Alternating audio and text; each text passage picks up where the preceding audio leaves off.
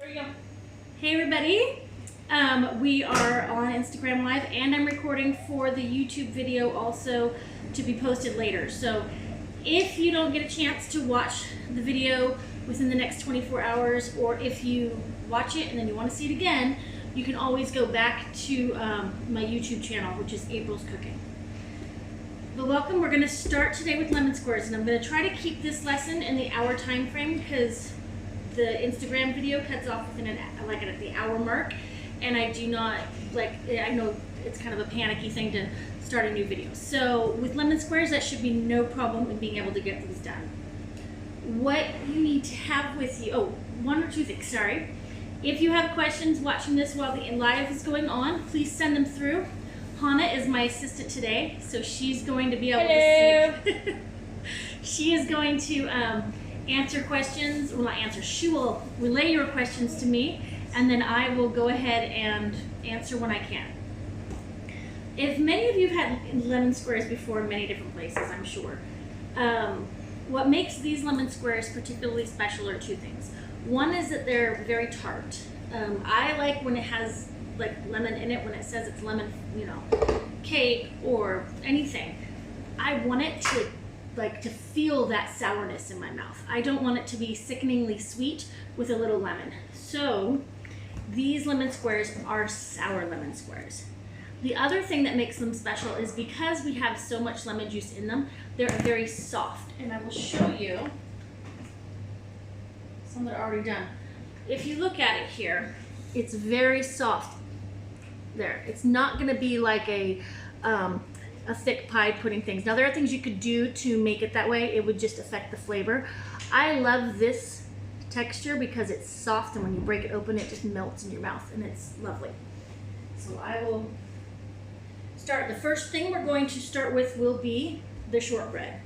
The very base of the lemon squares is shortbread base. So I will be using my mixer today. You can do this by hand, and I'll explain that, and if you have questions about it, let me know. If you do this by hand, you are going to be using your hands. But we're going to start off first. I had to plug in. We're going to start off first with butter, and I have it up here. If you can't see it, I'll be saying everything also. It's also on the Instagram page with the picture with all the lemons, and it's on Facebook, and I will post it on the YouTube, all the ingredients. So we're going to start off with 1 cup of butter, the half a cup of powdered sugar, and the 2 cups of flour. So first we're going to add the butter and the powdered sugar. I have everything pre-measured. I also have the weights on there in Instagram of how to do it. So if you're using a scale instead of measuring out, then you can go ahead and do the weight amount. So a cup of butter is 8 ounces. And hold on, I'm gonna get my cheat sheet over here. So the cup of butter is 8 ounces. Then the powdered sugar is 2.2 ounces. And what we're going to do is we're going to mix those two together and get them really creamy, and then we're going to add the flour. So I'm going to hook it on here. You can do this. Oh, there goes the camera. Hold on 1 minute. Sorry. You can do this with a hand mixer, or you can also do it by hand. And we're going to do it just by, hold on a second. Oh, it helps if you plug in your mixer.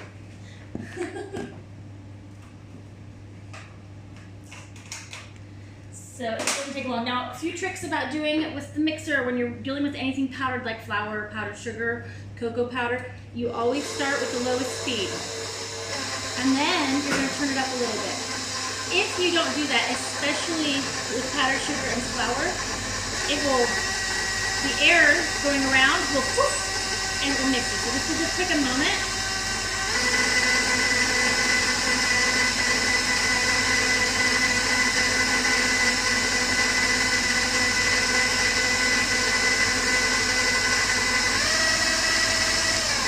Okay, so we have the butter and the powdered sugar mixed together. We're going to add the flour in. This is all you put in your shortbread. Now, this is It really is that basic. And for the flour, it's going to be 2 cups, which is 9 ounces, if you're measuring it. Now again, start low until you start to see your flours incorporated. You can go up a little bit. When doing this by hand, what you would use is either a wooden spoon or rubber spatula like this, and you would just smush it together like that. When it gets to the point where it's crumbly, if you're doing it by hand with the flour, you can actually use your hands to mix it together and continue going that way. I'm going to turn it up just a little bit because it'll look really, really dry until the butter and the flour come together and mix.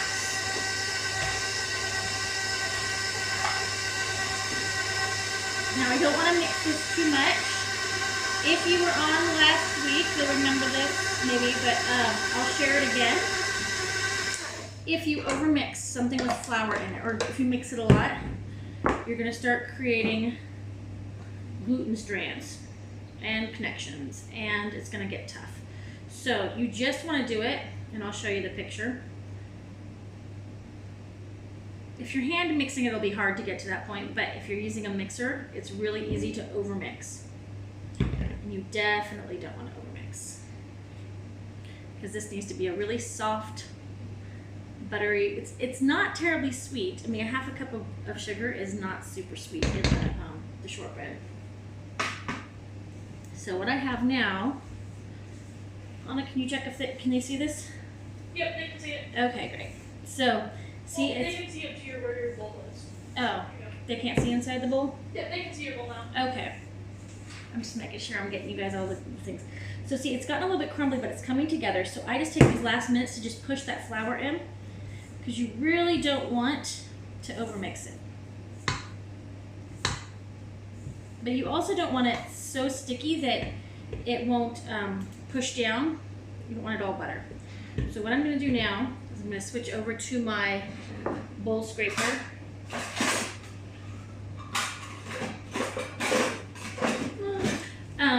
Again, I think these are the most wonderful things, because it really does keep any waste from happening, and it makes my bowl really nice and clean from all the stuff. Okay, so what I've ended up with is this. It's lovely. It's not coming off on my fingers, but it's also still soft enough to go there. So next, I'm going to take this pan. You can use different shapes of pans. You can use circle pans. You can use things. This pan is it's gonna be a 9 by 13 pan, and you want it to be, depending on how big your pan is, will depend on how thick your bar is. So if you want them really tall, you'll want a narrower pan. If you want them super flat and thin, you would go with something wider. This is the size I like, because I like the height that these are. We're going to go ahead and butter or spray, if we have spray. I might butter these ones because I think the spray is under it. This is where you use the last of your, I just tear off the piece, and I have a little bit of butter here, and I just use that, just put around one, because if you use a napkin, a couple things. One, they fall apart, or paper towel, and also all the butter soaks into the paper towel, so you actually don't get enough to coat it. This is meant to repel it because it's what it was carried in. I use the inside part so it's not the outside that's been touching, and you just rub it around with it. So oftentimes I use that. And there's our prep pan. This is so that when you cook them, they will pop right out. Can you show the prep pan a little bit? It was a little fast. Sorry. There we go. If you have spray, you just spray it. If I had the spray out, I would, but I think it's in the pantry, so I will just use the butter method, show you a different one. So this, what I do, can they see the pan from there? I don't think. Yeah, they can see the pan. Okay, just making sure you guys can see what I'm doing here. I'm gonna break this up into pieces, because you're gonna spread it out all over. If you start with one clump, it takes longer. Could you move to this way a bit? There we go. That's better. Is that better? Okay. Yes, now you're center. Thanks, guys. We're still figuring all this camera stuff out. it's a bit of a thing. Okay, so we're gonna press your crust out. Now you can do it with a cup, you can do it with other things. It doesn't stick to my hands. If you see that, if it's sticking to your hands, then you haven't mixed in the flour enough. You could coat your hands with flour and do it, but you probably needed to mix it more if it's too sticky. You want to get it nice and pushed in there. It's almost even. See, right now I've only got it that full, so I'm going to have to press it a little bit more. And that's it for the shortbread. Now, from this, you can actually make several things. I make, at Christmas time, I do shortbread cookies. Some of you may have seen them. I will make them into circles, cut them into triangles, bake them and dip them in white chocolate with peppermint. That's my daughter's favorite thing in the world, Madison. In fact, for Easter, she got candy canes in her Easter basket because the Easter Bunny knew that she would like that better than any chocolate. So I'm gonna go ahead and spread it. You want it fairly even. It will spread out, but you will get pockets if you leave it too thick in certain areas. It will only spread a tiny bit. It's not like a cake where it's just gonna spread out evenly. You have to help it along. Okay, and that looks good to me. So that is the shortbread. I have preheated my oven, I should have said this at the beginning, to 350. What you're gonna do is put this in the oven at 350. 350 degrees Celsius, 350 degrees That's 185 Celsius, 350 degrees Fahrenheit, thank you, Mama. For 20 minutes, and it's gonna go for 20 minutes. So I'm gonna start my timer. And I'm gonna hand this to you, put it in there. And we're gonna start the timer at, if I can get this to work, there we go.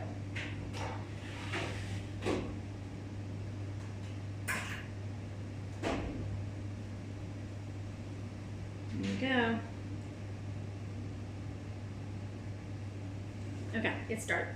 So that's gonna go in there for 20 minutes. What you're trying to do is you wanna get that nice and crisp, but you don't want it to brown too much. When it starts to brown around the edges and brown in the center, you want it cooked through really nicely, but not browned, because it's gonna go in a second time when you put the lemon square filling on. So then that will have to go in. And that's what we're gonna start on next. Now, you could wash this out. I don't, because I cleaned it out pretty thoroughly, and there actually is flour in the lemon square filling, so any little bits of butter and flour in here isn't gonna hurt it at all. And that's just kind of how I cook. I try to do the least amount of effort possible for when I do this. So we're gonna go ahead and move on to the lemon square filling part while that cooks. One note I will tell you, it's really, really important to put a timer on, because I have found all too often where I put it in and then I start to make the next part, and I completely forget about what's in the oven, and then by the time I'm finished with this I go, oh no, I forgot what's in there.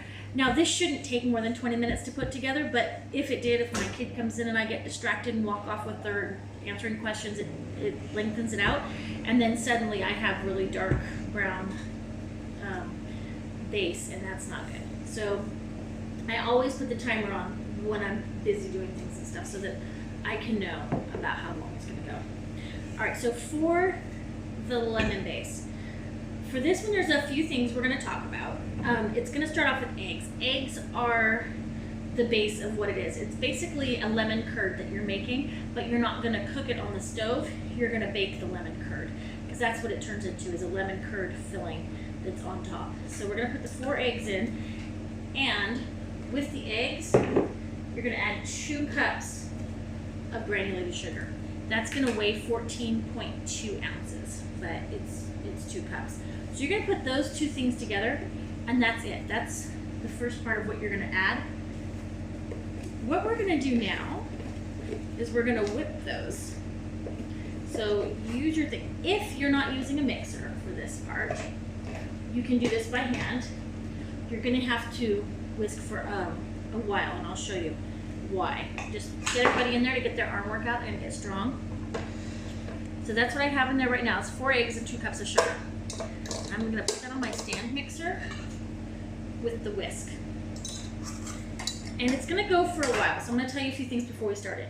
What we're looking for is that it turns into a light yellow, thick filling part. Before we add anything else, what that shows is we have, it will be less gritty. The sugar will have dissolved in with the eggs. It will be incorporated together. The reason you want them to be incorporated thick like that is so that when you put it in, you don't have a separation of sugar and filling. If you have a separation from the sugar and filling, it'll turn into candy. Sounds like we have a question. Yes? Yeah, we have a question. It says, can you use brown sugar or coconut sugar? I would not use brown sugar. I don't know on coconut sugar. I haven't ever tried using it with this. You could try. I think that would be delicious. Another thing you could do if you like the taste of coconut is actually put coconut in with the base. If you took toasted coconut and mixed it in with the base, or even shredded coconut and put that in with the base, you'd have a coconut flavor there. For the filling part, the reason I wouldn't necessarily put, now for the sugar, the coconut sugar might work for that one there, and that would give a good coconut flavoring. You wouldn't want to put shredded coconut so much in it because it would texturally make it a little bit difficult because you're biting into it and it's soft, and then you'd have something chewy. But definitely you could put coconut in there. Sugars you could alternate. If you use brown sugar, the difference there is that there's a different liquid amount. It's a different composition, and so it's going to change a bit. And it would also change the flavor. I think that you would overpower the lemon flavor with the brown sugar flavor because it's got that molassesy taste. And I personally don't think that would be a good melding together, but coconut sugar would be really fun. And if you try that, I would love to hear how you like it. Any other questions I'm missing? No, okay, so I'm going to turn this on. It's going to be noisy for a minute.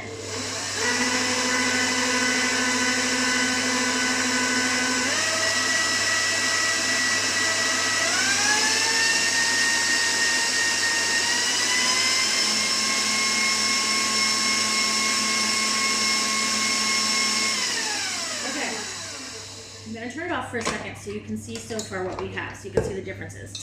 This, it's mixed together, right? It's whipped together, but I can still see, if I look at the liquid, the little grains of sugar, right? I can still see it's not dissolved in, it's not cohesive. If you were to cook it with it like this, you would have the sugar would then melt in different places. It wouldn't be cohesive with the lemon, so you wouldn't have it together. It would be all separate. You'd have little pockets, and it wouldn't be the texture that you want. So it's runny right now, and it's this color right here, this light color. So now you'll get to see the next stage.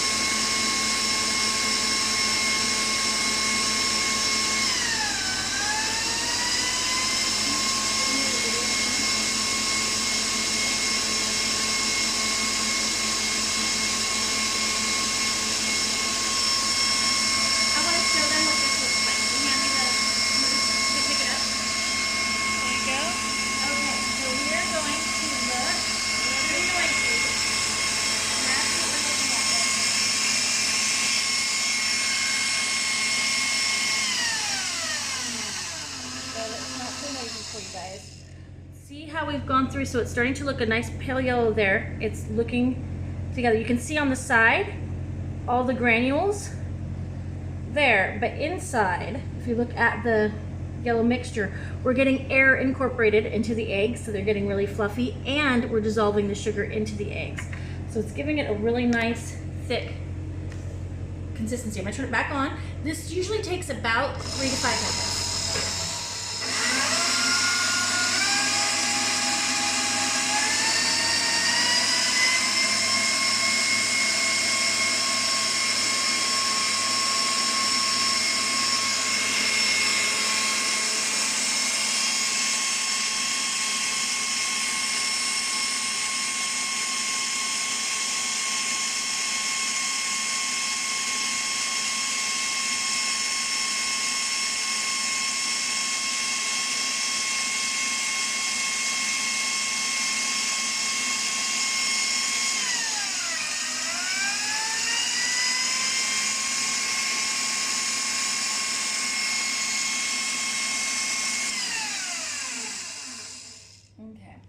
So if you can see this now, it's gotten thicker. The granules are not showing in the inside part where it's all mixed together. And it's a light color and it's thick. See how thick that has gotten? And you can see the air bubbles. It's gotten lots of air in it. Now you want to make sure that you're careful about how much you do mix it, because if you put too much air in it, you'll end up with a foam on top. And you'll get that anyways. You'll get a little crust, but you'll end up with a foam on top that turns super brown on the inside part. But yeah, this looks really good if you look at it. And there you can see it's beautiful and yellow. Yep. There we go. Sorry. Trying to move the camera back to where it was. Okay, so I'm gonna put this back on here, and we're gonna now add our lemon zest. So I'm gonna talk for a second about lemon zest. Let me look at my timer, how my timer's going. Someone says that they love your Wonder Woman apron. My Wonder Woman. It was a present from my husband. He's got good taste. Okay, it looks like there's about 10 minutes still left on the crust. Hannah, if you would flip the crust around, that would be great. So a couple things about lemon zest. Let me show you. I'm gonna grab a lemon. Here's the ingredients. If you have any questions, let me know. So here we have a lemon. Important things about the zest. So I use, to zest my lemon, this is called a microplaner. And I use it for all kinds of things. I also use it to shred Parmesan cheese. It's really sharp and it has very small, it's a fine grater. So you can use any kind of a fine grater. And you're gonna wanna wash your lemons before you zest them, because obviously they've had stuff and they've been moved and people have touched them. And so you wanna make sure you wash the outside. Anytime you're gonna eat or use the outside, wash the fruit. Really, you should wash all your fruit. You should wash, even when you get a watermelon, you should wash the outside, because of how watermelons are grown. There's a lot of foodborne illness that goes on with the outside of a watermelon. And if you cut through, anything that's on the outside of the watermelon is gonna go through to all of what you're eating, because the knife goes on the outside first and it'll carry through any yucky organisms. So always wash your fruit, even if you're not eating the outside, but especially if you're eating the outside. So before we zest, I always wash the fruit, which I've already done for these. And then zesting, there's a really important thing. You just want the outside part of the lemon. Can you see this here? You see this white part here? This is called the pith. Let me make sure they can see it. Yeah. A little bit closer. Right now, just accept Okay. it. Here, let me do it. I got it. I'll get it. Okay, so this is the pith of the lemon, this part. You do not want this part. It's that part. Got it. So this part of the lemon here, see where it gets lighter? That light part is bitter. It's not sour, it's not flavorful, it's just bitter and it's unpleasant. And a lot of people, when they're zesting their citrus, they zest it really, really rough and they get all kinds of pith, and then they don't like the flavor. It's got a bitter flavor to it. So my rule of thumb when I'm zesting is I just go over it and then I move it. And that's it. One swipe and that's it. And I keep moving it. And I go around it. And I make sure and I check and see, okay, that's done. And I just move it constantly while I'm doing it. And then the other trick is don't juice your lemons and then try to zest. It's slippery and painful and dangerous, because if this were juiced and it was a piece, I'd be doing this and then my fingers would slip because of all the juice, and then I could grate my fingers, which is not a nice thing to do. So there. Now, once you have zested a lemon, it'll actually become really hard from the air, because this is protecting it from the air and stuff. Once you've zested it off, if you just leave it there, this will all harden up and become really hard. You can still use it, it's just you'll feel hard and you'll go, oh, what's wrong with it? You slice it in half and still use the inside. But that's a important thing to know is zesting before, only zest that little outside part. If you don't have a zester, you can also use, I would use this part. They have this thing here which kind of works too, but most of that ends up right here, and it's really frustrating on these. I would actually use this portion here, this little side part that's on that side. And that gives you zest too. It's a little bit bigger, but it's not there. If you do this side, I've always found that you get more all over this outside part, and it's rough, and cleaning it out, trying to get the zest off that is a huge pain. So this is the side I recommend if you're using one of these. If you don't have one of those, you can use a knife. It's more of a pain, and you just scrape it along it. Blade down, you're gonna scrape along it, and you'll get a little bit. This is a much harder way to do it, but it is possible. So you can do there. The struggle with slicing it is that you may get some of that pith underneath there, which isn't pleasant. So this is the best, second best, last resort. All three can work. It's just what's easiest and what gives you the nicest results. Now, the reason why we use lemon zest is that it gives an intense lemon flavor. Lemon juice is great for sourness, but it's the flavor, a lot of it is in that zest. You want it there, but you don't want to use too much, and you want it small because you don't want to have, same reason why I was saying don't put coconut in this part. You don't want that texture of the lemon zest in there. You want the lemon zest to be so small that it just disintegrates into it. So here is my lemon zest that I have done previously. I'm gonna go ahead and dump that in. Whew, I think it's a teaspoon of lemon zest. And while mixing, we're going to pour in about 1 cup of lemon juice. And the reason I say about 1 cup is because with lemons, you'll get different flavorings. You'll get different sourness, tartness to it. You'll get, it'll always be different depending on the lemon. So sometimes 3/4 cup is enough for me to have it as sour as I like. Sometimes I have to put over 1 cup if the lemon is particularly watery. It really depends on each lemon and how tart or sour it is. So I'm gonna start off by putting in 1/2 cup, and that's what I do. I pour in 1/2 cup at a time, and sometimes I need a little more. And then I do taste my mixture. Now I can't recommend it because you're eating raw eggs and that's not safe. So the other thing you could do is take a little bit of a spoon and see how tart your lemon juice is. And see, mine is, it's okay tart. It's not super duper tart, but it's not too watery. So I'm probably gonna put about 1 cup is what I'm assuming, but I will leave it to this. So when I do it, I have it mixing, get the lemon in there, and then I'm gonna slowly pour the lemon juice in. The reason I do that, the reason you have it mixing and pouring lemon juice in, lemons will actually cook eggs. The acidity in it will cook and coagulate, so you don't want it to, you want it mixing in. It's kind of like tempering, but it's not temperature cooking, it's acidity cooking. So you want to make sure that you're stirring it as you add the lemon juice.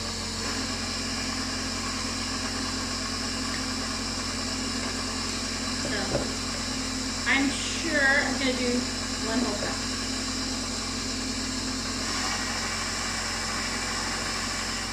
Okay.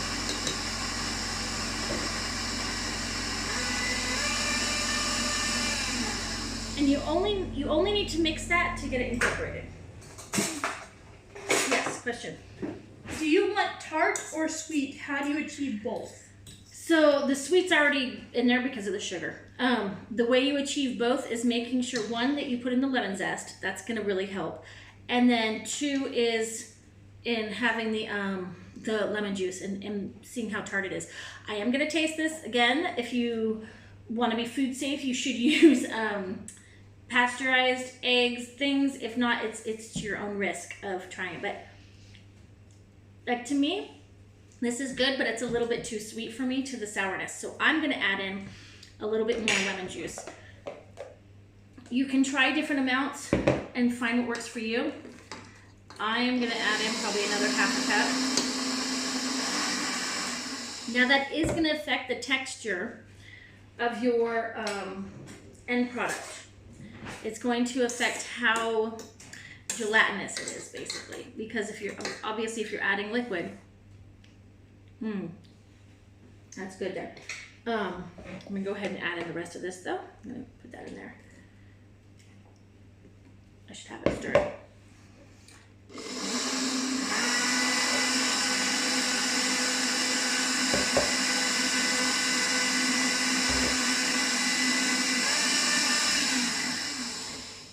In total for this one, I think I've just added about 1.5 cups. Our family likes really sour lemon squares. I wouldn't add more than 1.5 cups because, that's nice and hard. Because if you do, it's gonna be too liquidy. Now, the last 2 things we're gonna put in is a pinch of salt, mostly because I like the salt to combat the sweet. Anytime something tastes too sweet for you, like for example, frosting. If you make frosting, and you've got to have so much sugar in it to have it the right consistency for piping on. If you just put in a pinch of salt into your frosting, it'll make all the difference. So you taste it and go, ooh, that tastes great, except it's a little bit sweet, like too sweet where you wouldn't want to take another bite, or those. Then you'll just take some salt and put it in, and that will actually temper it, the sweetness. So I do that with this. Now, I can smell the crust. We'll be getting it out here in a moment. We're gonna put flour in, and the flour is gonna be your thickener. You just put it all in. It's gonna be 1/3 cup.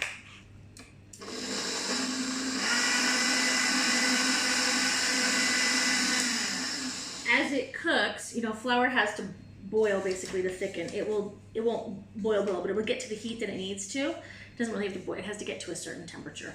And cooking it at that, it will help be the thickener for your lemon curd that you're making here.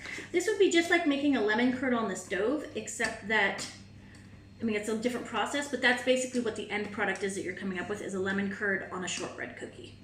It's just a baking way to do it.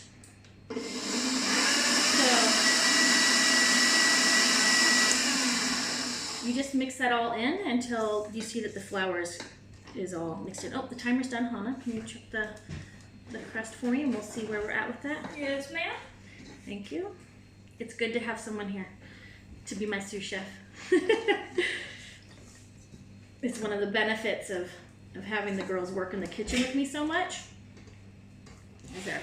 So it's going to be really, really liquidy. Is it? Terrible.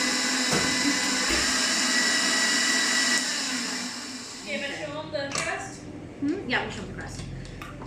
Bring it right over here for me. Let me set it on the hot pad. If you go to the hot pads, I'll hand it over to you. I will. Go over here. We're going to do the handoff. Okay. So what you see here is the crust. It has started browning on the top, and maybe, nope, it's nice and soft. It's nice and brown on the bottom, so it started browning there. So it's all ready to pour the stuff in. So we've got it here. You show the bottom, because they didn't see it. See. There we go. It's light and buttery on the bottom. There. Okay. All we've got to do now is pour this inside here. And it's very liquidy. Now, a couple things. I have tried different ways of putting down parchment paper to help it not stick. One, I actually don't find it sticks very much to the bottom, so I was just doing that for ease. Oops. But 2 is that if I put the parchment paper down, what I found is that actually this, because the parchment paper is underneath the crust, and it lifts the crust from the bottom, when you go to pour the filling in, it'll actually go around and underneath the parchment paper, and you'll have filling underneath your crust, under the parchment paper, and so it's a huge mess. The only way to be able to do it with doing a parchment paper inside, or parchment paper, is to have the parchment paper coming up the side, so there's no way anything could go underneath it. But, as I said before, as long as you oil it and butter it, it shouldn't stick. So I'm going to go ahead and put this in the oven right now at 350 for 20 minutes again.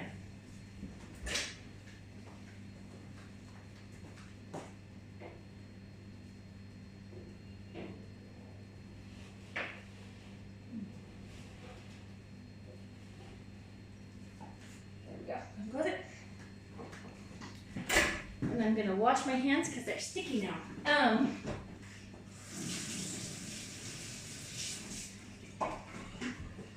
I'm going to bring out now my done. Will you grab this for me, Hannah? My kids can tell you I like my stuff all put away. My done ones. Now I've actually cut some out of these already, so you'll see they're cut. But when they come out of the oven, and I'll show you them when these get out, but when they come out of the oven, you're going to want to let them cool on the counter until they're cool enough to touch. And then you're going to put them in the fridge and really leave them in the fridge for at least 4 hours until they're totally cool through. So that's what they look like there. That, so they're just a little bit golden brown on top, and then inside I'm going to cut open the thing. Now I was doing some fun things for my picture earlier, and I used a circle cutter to go ahead and cut out little circles, but generally you can see them here. They're my little circle. They're my circle lemon squares. Which when I wrote it, I thought, oh, that's too funny. It doesn't work, but that's okay. But if you're doing lemon squares, generally, what you're gonna do, no, you cannot have them. See, this is why she volunteers to help me, is because she's gonna get snacks. So a couple things. What I do is I actually, because the edges of the pans are rounded, and I want, if I'm gonna serve lemon squares, I want them to be really nice and crisp. So what I end up doing a lot of the time is I will cut off this edge part right here. If you see it, I'll just do a line down here and across, up and there. And that way everything has the same roundedness. If not, if I were to cut one out of the corner, and for the family, you know, they don't care, even though I still do it, but they don't care. If you put it on the plate, you'd have some that kind of don't sit right because they have that rounded edge. And then also they don't look as pretty and put together. So you can cut them out with circle cutters. You could do shape cutters.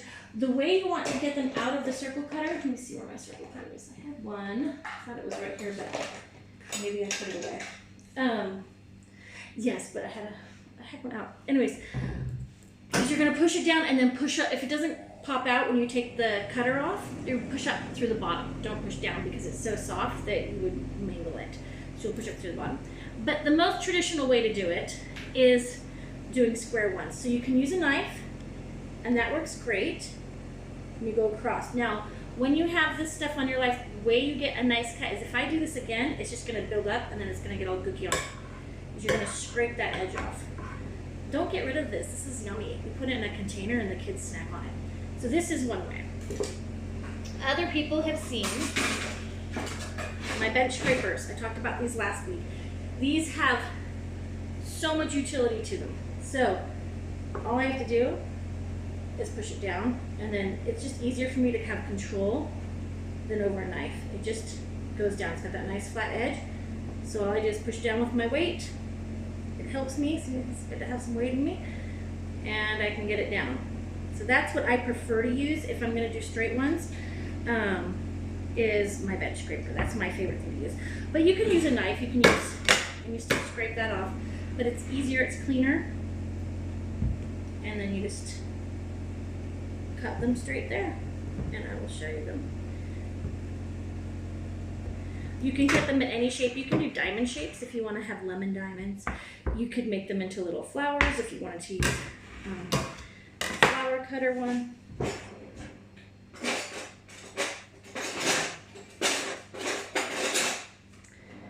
And then I just get them out. And here is what they look like in the end. See, they've got delicious gooiness inside there. It's nice and soft, but it's firm enough. We have a question. Is it Celsius or Fahrenheit? 350 Fahrenheit, 185 Celsius. And you really can make these in less than an hour, but the hard part is waiting to eat them until they're cool. Last night, I can tell you when I made these, the kids kept asking me, can we have lemon squares now? I did not. And Madison did. And my husband was after me, can we have lemon squares? Can we have lemon squares? Are they done? Even last night, right before we went to bed, he said, I bet those are done enough. And I said, no, we're gonna leave them. But really, they could have been. So 4 hours is really, that's the earliest I would eat them after, if they've been refrigerated. I think they're always best the day after. I think the flavors have come together. The texture has come together. And then you have these pretty lemon squares. Now there's a couple things you can do at the top of the lemon squares. The traditional is to sprinkle with powdered sugar. If you have a little bit of lemon juice left over, you could also make a lemon icing, especially if you find that you think it's too sweet. You could take some lemon juice, mix it with some powdered sugar, and drizzle that over the top. Just make sure you're not adding more sugar to it, but actually lemon if you're trying to get it sweeter, or if you find it's too sour. You can. Hannah's stalking me over there for one of these. And you can serve them on a pretty plate like this. And she just stole one. Good thing I've got one to replace it with. And see, if it wasn't for the coronavirus, we could have people over right now to come enjoy some lemon squares. I have this little handy dandy tool for doing powdered sugar. You don't have to use something like this, but you can. And then I just sprinkle it over the top. And I like the powdered sugar on the plate. I think it's pretty. And so you don't have to. You can put them over the top here if you wanted to. Now, you only want to put them over the top right before serving because the moistness of the lemon squares will, it'll soak in the powdered sugar. So you just want to do that. Or you can serve them plain. You don't have to put any powdered sugar on them at all. They're just pretty that way. Mm-hmm. And that are your lemon squares there. Any questions? Where are you guys at with it?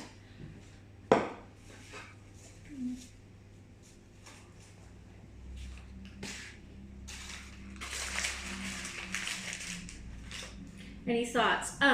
If the 20 minutes goes up, touch your lemon squares, and I'll show you in probably just a few minutes here what I mean.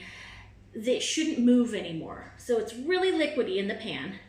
And if you just tap, you can even tap your oven or just tap the side of the pan. If it's still moving in the center or in this anywhere in it, then it's not done enough. You need to wait until it doesn't move anymore when you wiggle the pan. That's how you know they're done. It's hard because the top will brown first. So it'll look brown, like, oh, it's not brown, it shouldn't be dark brown. But it'll get a little bit of a golden crust on it. And you want to make sure that it's done. Yes, Mom. Someone just said they're taking their crust out now and they're finishing lemon filling. So. Yay! I would love pictures. I'd love to see how you like these. I'm going to eat a little scrap right now, just myself. You stole one already. What do you think? They're delicious. They're so good. It'd be better if I could have They two. taste like little lemon pastry. Well, they are. But they're like, so this crust is nice and firm and buttery. So it's got a good buttery taste to them. And then the lemon tartness with it. It's just, See, now you guys can make all your own lemon squares. I know my sister-in-law was saying how she has tons of lemons from her lemon trees that you can just whip them up and make them at home, and they're very nice for a hot day, which we get lots of hot days here. I always think when I'm making it, I could make lemonade too, but really I think they're better with like ice cold water because you want water with them, or with some milk, but that's how we do them from there. So this is the end result of the beautiful lemon squares. I'm gonna go check mine and kind of show you in just a minute. I'll check where they're at and I'll show you the difference in the liquidity.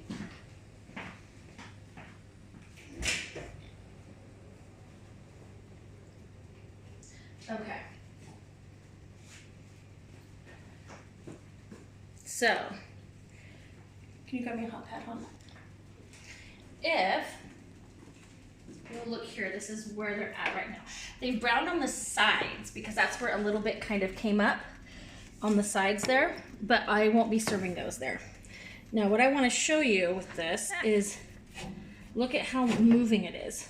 That is not done. Even though it's browned a little bit, it's not done. It's still moving quite a bit when I shake it there. That needs to not move at all. Like this, see the sides aren't moving, but that center is like jello, still like it's still moving, it wiggles. You don't want it to wiggle. So we still have, I think, another 10 minutes on this one. And I'm gonna close the door so it doesn't let out all the heat. And I'm gonna turn it down just a little bit because for my oven, if the fan turns on, it cooks too much and I don't want them to get too dark. I like them to have that cream color to them. So Sorry, I hope I didn't make you guys sick by wiggling it around there. Okay, so if any of you want to recap on the ingredients, can they see this there, Helena? I think they can. If you can't see it, let me know and I'll bring it I'll closer. stand on this side. How about that? Okay, so for the shortbread, it is 1 cup of butter, a cup of powdered sugar, and flour, and you're just mixing that together until it's a nice firm dough that isn't going to stick to your fingers when you touch it, so you can press it out from there. So that's that. Tip on measuring the flour, again, that's 9 ounces if you're weighing. If you're measuring by cup, whenever you measure flour, you aerate the flour, and which means you just kind of move it. I'll show you guys again that. I have this here, and to aerate it means I'm just going to dip it in and lift it up a little bit before I measure it. If it's in a bag or in a bowl or in any canister, you just take a fork or a spoon and just lift it up to aerate it. Then you can scoop your measuring cup in and then scrape off the top. Don't tap it. If you spoon it in, oftentimes it'll be too light for it. It's better to aerate it and then to get it in.